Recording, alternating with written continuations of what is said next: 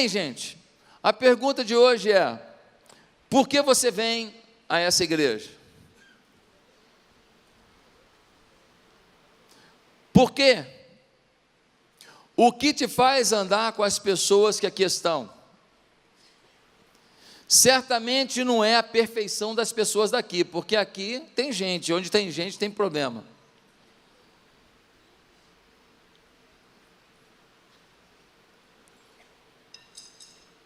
Por que você vem aqui?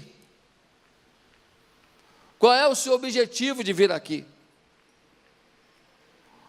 Hoje, nós precisamos responder essa pergunta. Certamente você não vem aqui porque você não tem opção de outro lugar para ir. Ah, não, eu vim aqui porque não tem outro lugar para ir.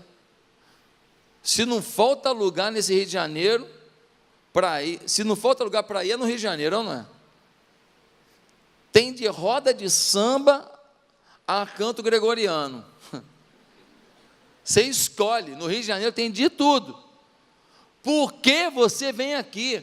Se nós estamos querendo, no primeiro domingo do ano, começar a falar de retorno à essência, nós precisamos responder a isso. Por que a gente está vindo aqui, gente? E aí, eu queria tentar responder isso. E o salmista, no Salmo 84, ele nos dá um direcionamento para essa resposta. Eu queria que você abrisse no Salmo 84.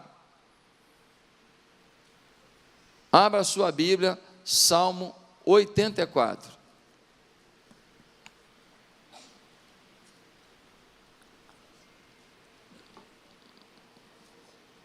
Amém? Livro de Salmo, se abrir no meio da Bíblia, já está no livro de Salmo, né?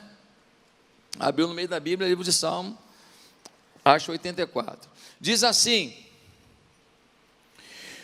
como é agradável o lugar da tua habitação, Senhor dos exércitos. A minha alma anela e até desfalece pelos átrios do Senhor. O meu coração e o meu corpo cantam de alegria ao Deus vivo. Até o pardal achou um lar, e a andorinha um ninho para si, para abrigar os seus filhotes, um lugar perto do teu altar, ó Senhor dos exércitos, meu Rei e meu Deus. Como são felizes os que habitam em tua casa, louvam-te sem cessar. Como são felizes os que em ti encontram sua força, e os que são peregrinos de coração. Ao passarem pelo vale de Baca, fazem dele um lugar de fontes, as chuvas de outono também o enchem de cisternas. Prosseguem o caminho de força em força, até que cada um se apresente a Deus em Sião. Ouve a minha oração, ó Senhor Deus dos exércitos. Escuta-me, ó Deus de Jacó. Olha, ó Deus, que és nosso escudo, trata com bondade o teu ungido. Melhor é um dia nos teus átrios do que 1000 noutro lugar. Prefiro ficar à porta da casa do meu Deus, a habitar nas tendas dos ímpios. O Senhor Deus é sol e escudo. O Senhor concede favor e honra. Não recusa nenhum bem aos que vivem com integridade. Ó Senhor dos exércitos, como é feliz aquele que em ti confia. Que Deus nos revele a sua palavra, amém? O Salmo 84 começa falando da alegria de estar na casa de Deus. É muito interessante no versículo 1, quando o salmista, ele vai dizer assim: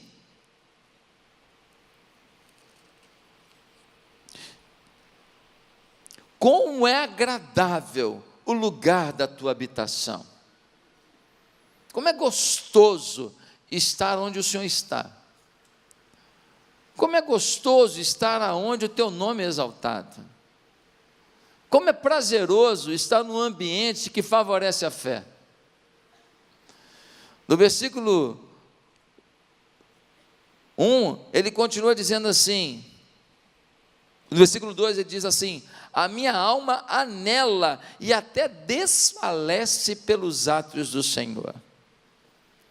A minha alma fica assim, fora de controle, é uma alegria inenarrável, indescritível, é algo impressionante, o meu coração se enche de júbilo. Como é bom estar na tua casa, como é bom estar na tua presença, como é bom buscar a tua face, como é bom te sentir. O salmista, ele faz uma descrição apaixonada, sim ou não? E aí quando chega no versículo 4, ele vai dizer algo tão forte, ele diz assim: como são felizes os que habitam em tua casa, louvam-te sem cessar. Quem louva sem cessar, não murmura. Quem louva sem cessar, não xinga. Quem louva sem cessar, não pragueja. Quem louva sem cessar, não emite palavras pessimistas. Quem louva sem cessar, não dá sua boca a uma profecia do mal, não dá sua boca a serviço do inferno, não dá sua boca a influência de Satanás. Olha o que ele está dizendo: quem habita na tua casa te louva o tempo inteiro. É uma descrição muito forte, muito apaixonada.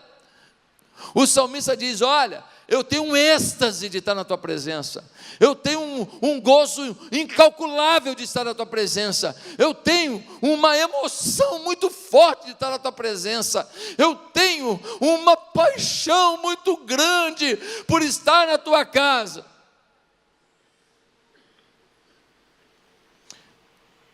Você vive isso? O que nos move a estarmos aqui, estarmos nas células, o que nos move a ter um tempo a sós com Deus? Será que estamos sendo movidos por uma paixão que a gente não consegue conter? Irmãos, uma das coisas que faz muito casamento acabar é a rotina, sim ou não? Rotina.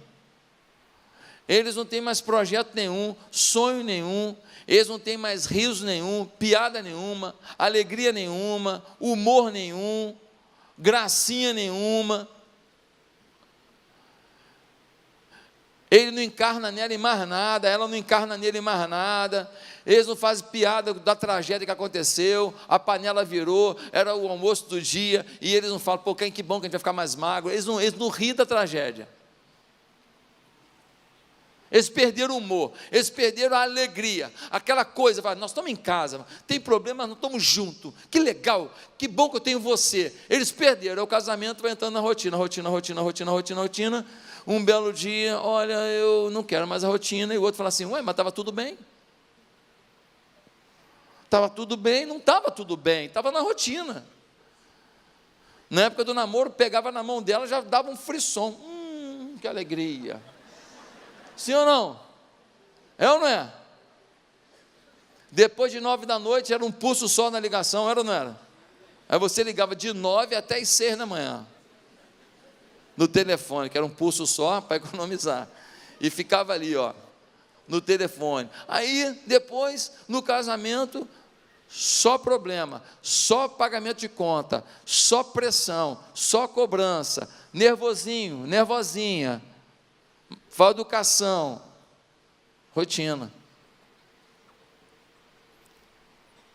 Planejamento de sexo no início do casamento era assim, ao longo do tempo.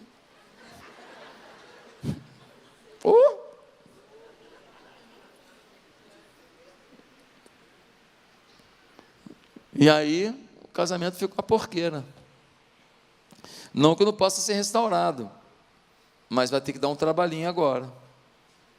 Então, gente, do mesmo jeito que acontece no casamento, muita gente está na igreja na rotina.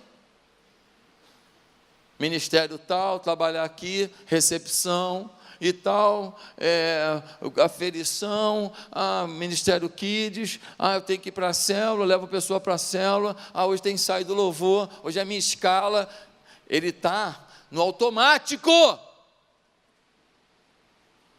ele não está na unção. E aí quem que você culpa? A igreja. A igreja mudou, pastor Josué mudou, não é mais a mesma coisa, não é dentro de você. Você quando veio para a igreja veio apaixonado, pastor Josué era pastor Josué, agora, pastor Josué.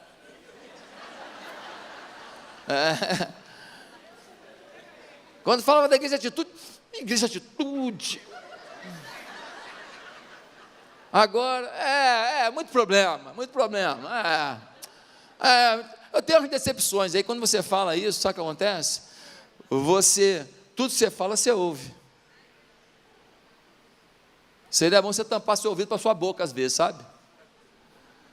Tudo que você fala, você ouve. E quando você vai emitindo essas palavras, elas entram com uma força que você não tem controle. A assimilação do que você mesmo disse, você não sabe qual é a força que tem sobre você, esse negativismo sobre a sua família, a sua casa, a sua igreja, o seu povo, os nossos sonhos em família. O problema está dentro de você. Tem gente boa pra caramba aqui. Mas eu encontrei um que era ruim. Sai de perto dele, vai para o outro, muda de lado. Troca de banco. Depois você vem e converte o cara que não estava bem. Agora, você querer botar desculpas não resolve. A paixão é dentro de você, não depende do que está fora.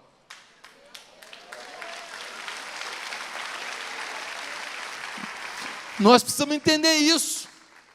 A gente perde esse zelo, essa paixão, essa coisa valorosa, e a gente começa a ser suscetível de influências ruins e pecaminosas. Ele está apaixonado. Agora a pergunta boa é: por que o salmista tem tanto prazer em ser parte da casa de Deus? Por que ele vem à casa do Senhor? Ele responde no Salmo 84. Por que o salmista tem tanto prazer em ser parte da casa de Deus? Primeiro, na casa do Senhor, desfrutamos da graça que independe dos nossos méritos. O mundo é meritocracia o tempo inteiro. Produziu prêmio, produziu elogio, não produziu rua. No mundo, se você pisar na bola um pouquinho, desemprego, abandono, gente que fazia negócio com você não faz mais, porta que se abria não faz mais, gente que adorava estar com você não quer mais saber de você, gente que te chamava para jantar não quer nem tomar café, quanto mais jantar com você. No mundo, as pessoas é assim: está me atendendo, beleza, não está? Encerrou. Uma das coisas que mais acontece no mundo é o ferimento do mandamento: não matarás.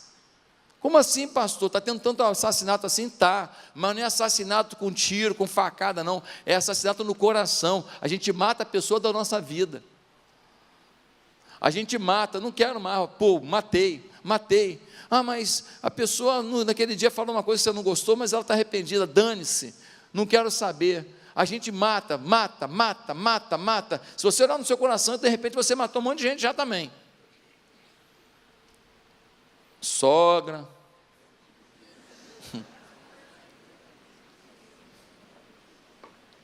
Sogro. E alguns mataram até o cônjuge. Só não saíram de casa ainda. Meus amados, na casa do Senhor desfrutamos de uma graça que independe do mérito. A gente descobre que apesar de nós, há um Deus que nos ama. E que quando ninguém mais acreditar na gente, que Ele continua acreditando. Dá uma olhada aqui, querido, no versículo 2, diz assim: a minha alma anela e até desfalece pelos átrios do Senhor, o meu coração e o meu corpo cantam de alegria ao Deus vivo.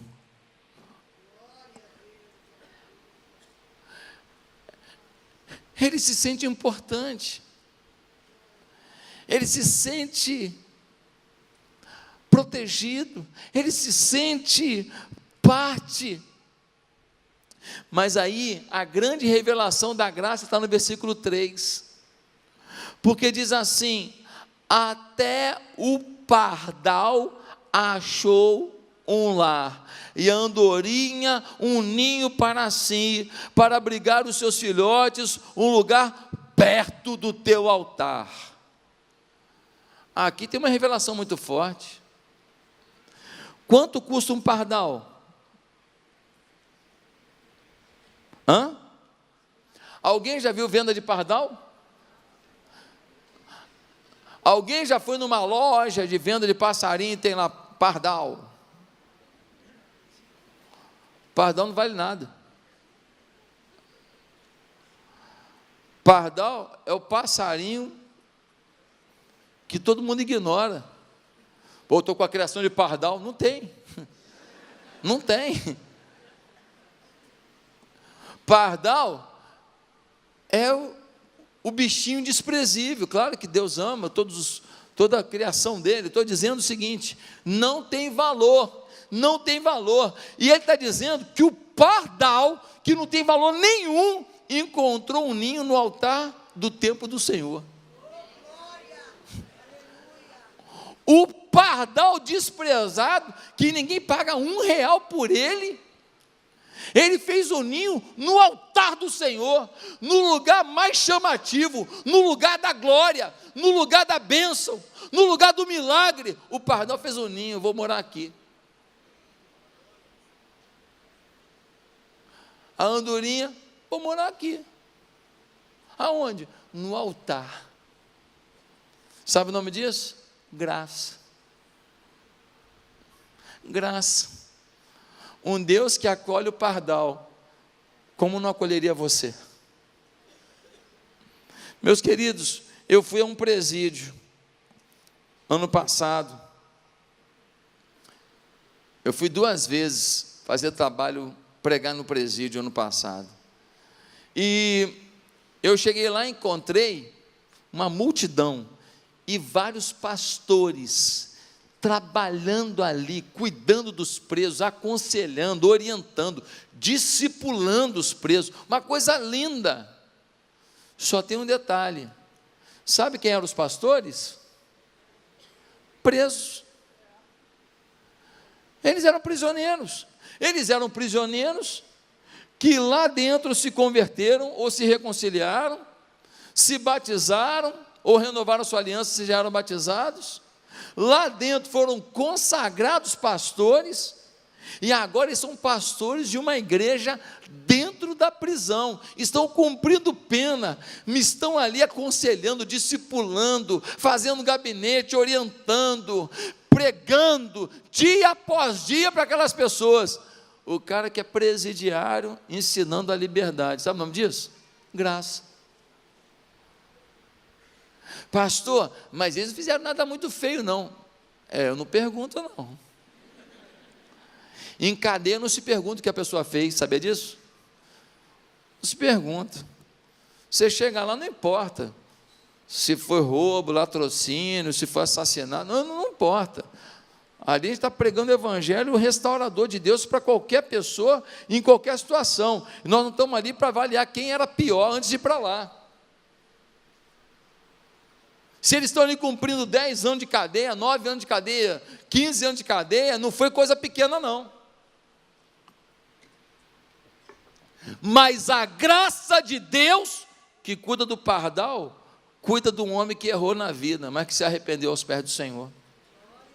Agora, eu conheci uma moça que ela se envolveu, olha você, com o esposo da irmã dela. E aquela moça me dizia o seguinte: pastor, eu posso tomar 20 banhos e eu me sinto suja pelo que eu fiz. Ela teve depressão, ela teve sofrimento, mas ela teve um encontro com Jesus de verdade.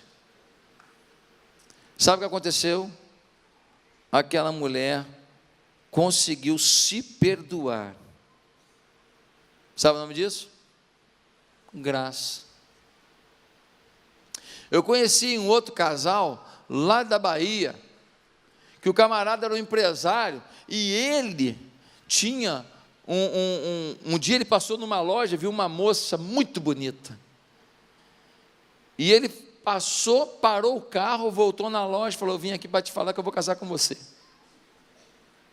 Algumas irmãs já falaram assim agora: Deus manda um homem profeta desse na minha vida, manda um homem determinado assim na minha história, aleluia, né? Os caras estão frouxos, hein? Poxa, vamos lá, gente. Ano 2019, não deu certo, 2020 é casamento, hein? Vamos lá, né? Então, olha só, aí ele casou mesmo, casou, uma mulher linda, linda. Bianca conheceu também essa mulher. Sabe o que aconteceu? O irmão dele foi morar na casa dele. E um belo dia, o irmão dele teve um relacionamento com a mulher dele. Sabe o que aconteceu? Ela ficou desesperada. Mas podia ser pior, não podia? Ela ficou grávida. Mas podia ser pior. O marido chega em casa, encontra ela numa poça de sangue, porque ela tentou fazer um aborto. Ele pega aquela mulher branca, sem sangue quase, leva para o hospital, eles tratam dela, ele pega ela, devolve para o pai dela, fala: ó, meu casamento acabou por causa disso e disso e disso.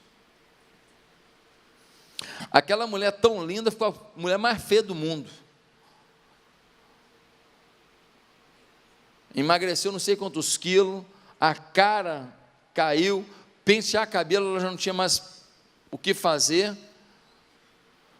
8, 9 meses depois, aquela mulher não tinha saído de casa nenhuma vez, na casa dos pais, não saía de casa, ele com os filhos na casa dele. 8, 9 meses, não lembro certinho o prazo, o Espírito, sem ver a mulher, esse tempo todo, sem ligar, sem falar, o Espírito Santo incomoda ele e fala: tua mulher está restaurada, só precisa do teu perdão.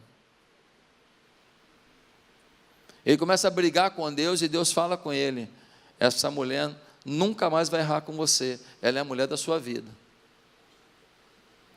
Ele pega o carro dele e viaja até a cidade dos pais dela. Quando ele chega lá, eles abrem a porta, ele pede para chamá-la. Quando ela vem, ele não acredita que é a mãe dos filhos dele. É um trapo de mulher, é um mulambo.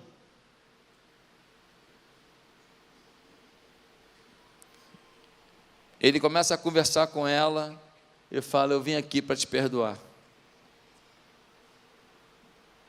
Aquela mulher, naquele período, buscou muito a Deus, orou muito, não saía na rua de vergonha, houve uma restauração na vida dela.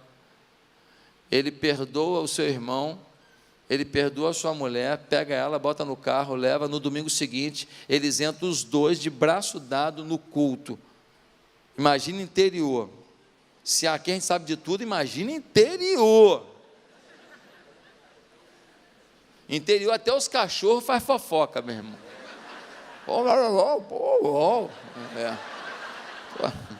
Interior é fogo, irmão. Até os cachorros sabem da vida dos outros. Deixa eu te falar, ele entra na igreja. As pessoas dizem que nenhuma pessoa da igreja deixou de chorar. E sabe o que aconteceu? Eles passaram a trabalhar no Ministério de Família.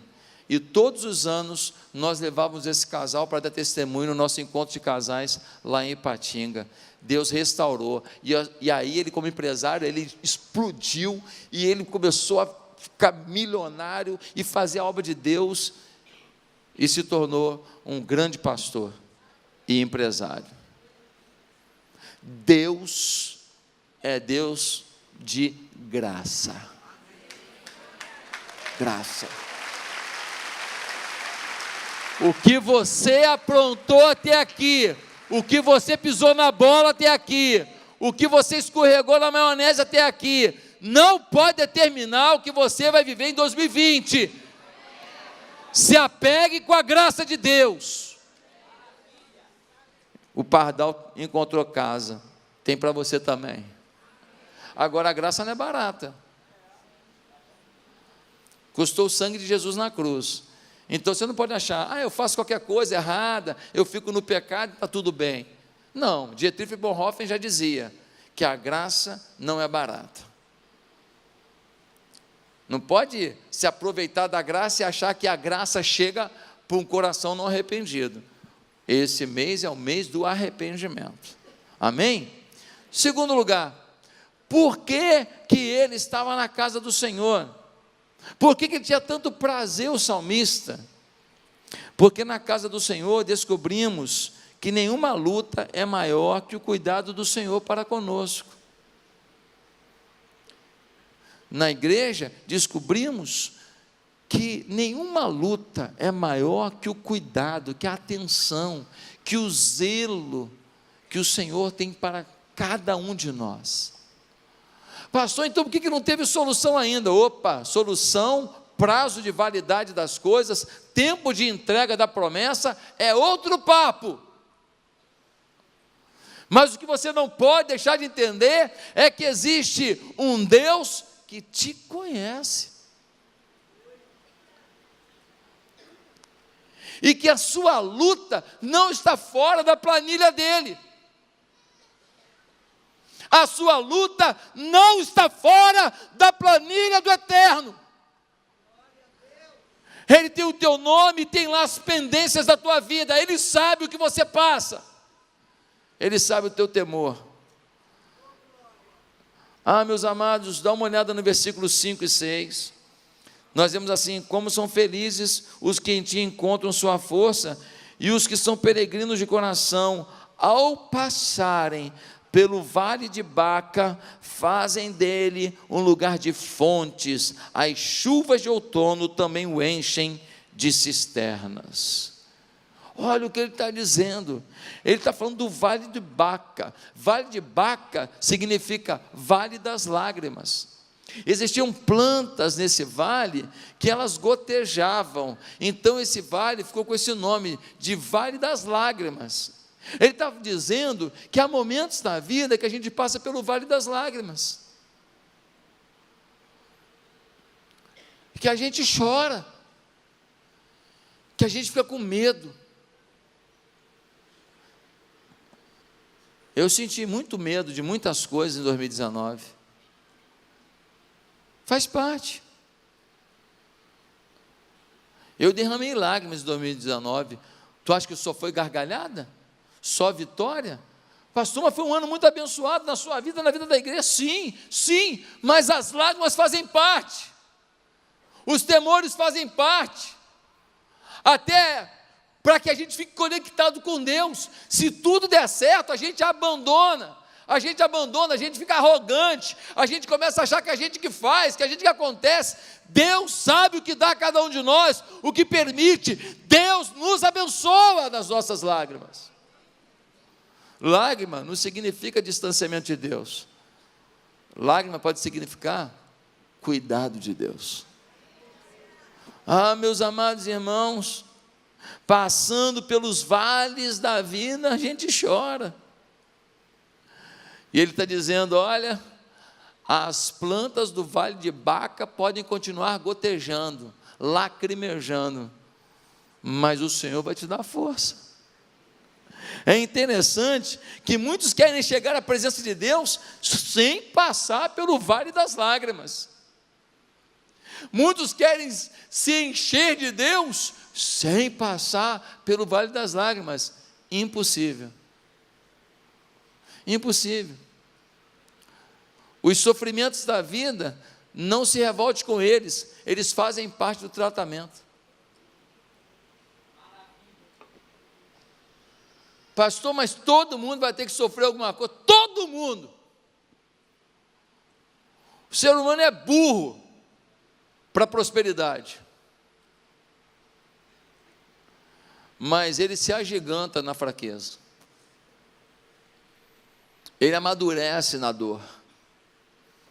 Infelizmente, irmãos, não estou aqui para falar para você que esse ano vai ser um ano de vitória, vitória, vitória, vitória, não vai ter nenhuma lágrima no caminho, não vai ter uma lágrima, mas a lágrima logo depois passa o Vale de Baca. Ele fala assim, passando pelo Vale de Baca, ele não fala, morando no Vale de Baca. Eu não quero morar, não. Vale de Baca, eu quero passar, mas eu quero ir para onde? Para Jerusalém, para o altar.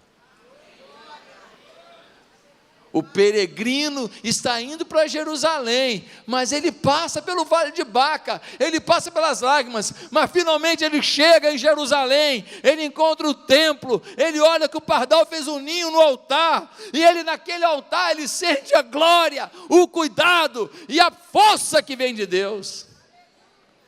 Ah, meus amados irmãos, eu tenho uma boa notícia, fica firme aí que o Vale de Baca não é tão grande assim não, dá para cruzar, dá para atravessar. Eu já contei aqui na igreja, quando eu e Bianca tivemos a nossa primeira gravidez, eu ainda era analista de sistemas, eu ainda era consultor numa empresa aqui no Rio de Janeiro, eu não era pastor de tempo integral ainda, e a gente ficou grávido, e um dia nós fomos fazer uma ultrassonografia, eu levei aquela fita, para gravar a ultrassonografia, e o cara botou a fita, e depois ele tirou a fita, eu achei esquisito aquilo, e aí o que houve e tal, e o embrião tinha morrido, e agora, aquele embrião, que era um filho que a gente queria ter, estava morto, e agora, a Bianca ia ter que passar por um processo cirúrgico, uma curetagem, que faz uma limpeza no útero inteiro, para tirar todos os resquícios daquela gravidez. E a gente foi para o hospital, e a médica ainda demorou demais, a gente ficou horas e horas naquele hospital, até a hora da cirurgia, e aí eu fui empurrando a maca da Bianca, empurrando, e tentando bancar o forte, eu já contei isso aqui, e eu falando, não, vai lá rapidinho, é muito rápido, é tranquilo, e tal, daqui a pouco você está de volta, tranquilo, e tal, e tentando motivá-la, tentando bancar o fortão, está tudo certo, e tal, até que chegou uma hora, que tinha assim, uma porta, que era a porta onde eu não posso mais entrar, só quem vai participar da cirurgia, e naquele momento, que eu empurrei a maca, que aquela porta fechou, aí eu despenquei em lágrimas, eu chorei copiosamente, e no meio daquela dor, da minha mulher ir para um lugar, onde eu não tinha mais acesso, onde eu não podia fazer mais nada, para tirar o filho que a gente queria ter,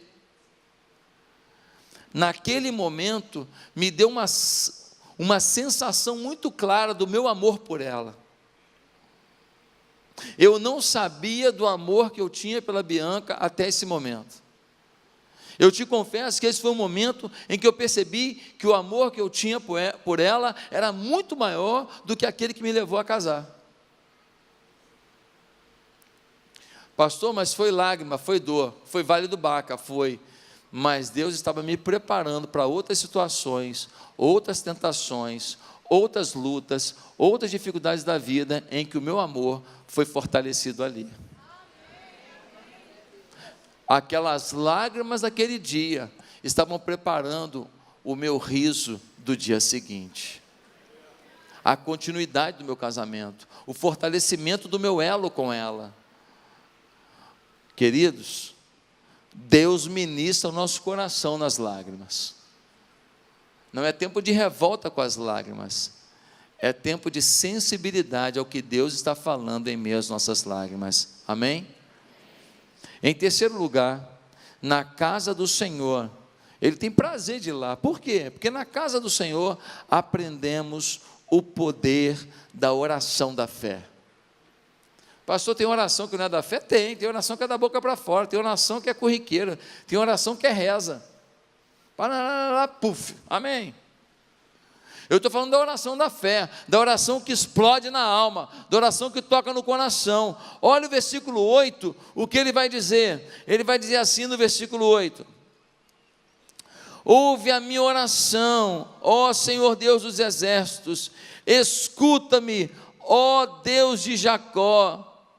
Olha, ó Deus, que és nosso escudo, trata com bondade o teu ungido. E no versículo 12 ele diz: ó Senhor dos exércitos, como é feliz aquele que em ti confia. O que o salmista está dizendo? Ouve a minha oração. Quem? O Senhor dos exércitos. Não ouve a minha oração um Deus qualquer. Ouve a minha oração aquele que tem ascendência, poder sobre todos os exércitos da terra.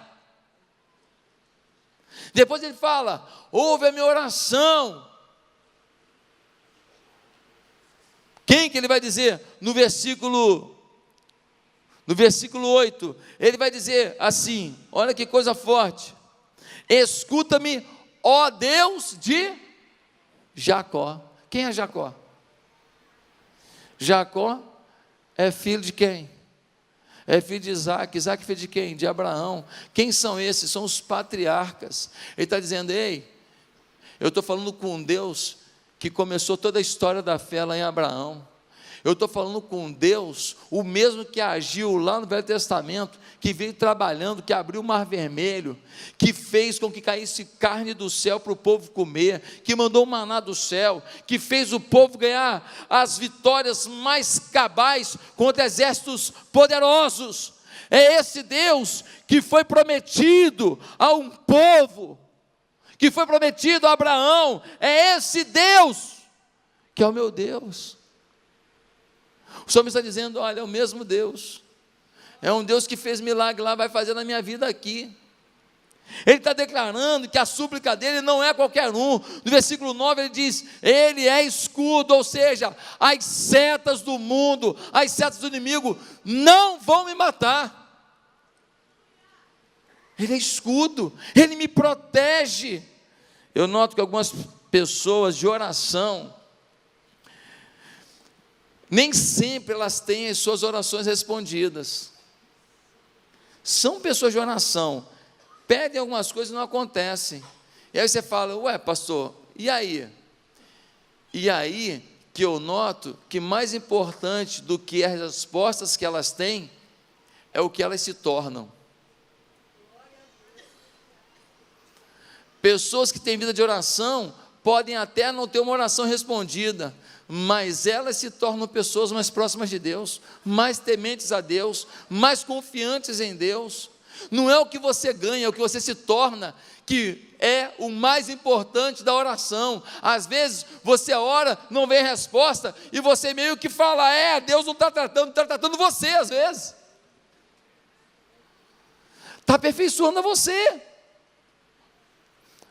Queridos, no dia do Ano Novo, eles fizeram aqui a retrospectiva e mostraram um vídeo meu, de muitos anos atrás, lá no Rio Mar, e eu assim, bem mais novo, né?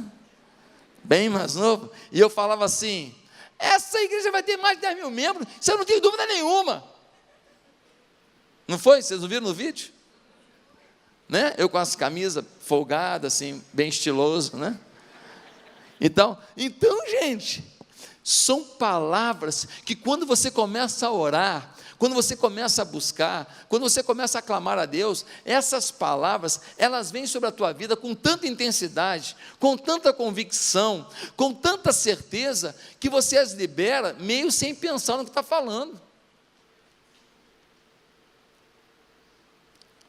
Muitas coisas que nós falamos nesse púlpito foram frutos de meus momentos a sós com Deus, dizendo: Deus, isso aqui, e aí Deus me dava uma paz, uma tranquilidade, uma convicção: olha, eu vou realizar isso na sua vida. E aí você chega diante de uma plateia, às vezes de 1.000 pessoas, 2.000 na época, 800 pessoas, eu não lembro quantas pessoas tinha na igreja na época, e você libera aquilo, assim, porque aquilo já te tomou.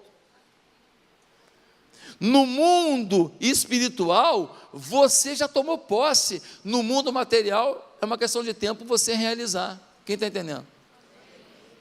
O grande lance, a grande questão, é o quanto a gente ora para que a gente seja tomado por uma resposta divina, que nos envolva a tal ponto, que ainda que os olhos humanos não viram, os olhos espirituais já enxergaram e as mãos já pegaram. Mas a intimidade com Deus é que vai gerar isso. Se você não tem intimidade com Deus, você pode até falar a palavra bonita. Eu recebo em nome de Jesus. Esse ano é o melhor ano da minha vida. Mas você não foi tomado por essa verdade. Em último lugar, na casa do Senhor, aprendemos o valor da obediência aos conselhos de Deus. O salmista está falando, eu vou na igreja, sabe por quê? Porque lá eu aprendo o valor da obediência. Pensa no mundo desobediente, é o nosso. Ninguém quer obedecer a ninguém. Ninguém quer obedecer governo, ninguém quer obedecer pastor, ninguém quer obedecer líder de célula, ninguém quer obedecer líder de ministério, ninguém quer obedecer. Todo mundo agora, meus direitos, meu corpo, minhas regras, meus pensamentos, minhas influências. E cada um vai determinando a vida que quer levar. E a gente não quer ser obediente. E a gente não quer ser obediente a uma coisa fundamental, que é a palavra de Deus. A Bíblia é sagrada. Ela não mudou. Mas os tempos mudaram para pior. Para pior. Nós estamos agora aí, com um conflito violento no Oriente Médio. Esse negócio pode gerar problema muito grande para o mundo inteiro. Mas não podia ter matado o cara, olha só. Não vamos discutir política agora aqui não, que esse negócio é muito mais abrangente do que você imagina. Esse negócio é muito mais doido do que você imagina. Não vamos discutir isso agora. Eu só estou te falando o seguinte: há um conflito que pode gerar até uma guerra. Uma guerra. É um mundo 1000 vezes pior em um monte de coisa. É um mundo hipócrita. Pega fogo na Amazônia, todo mundo aqui, em vez de pegar lata de água para apagar, fala mal do país inteiro. Lá na Austrália está pegando fogo direto, ninguém fala nada. Nós temos um país que luta contra si mesmo muitas vezes, torce contra. Os meninos foram para a escola, aprenderam tanta coisa errada, que eles ficaram o quê?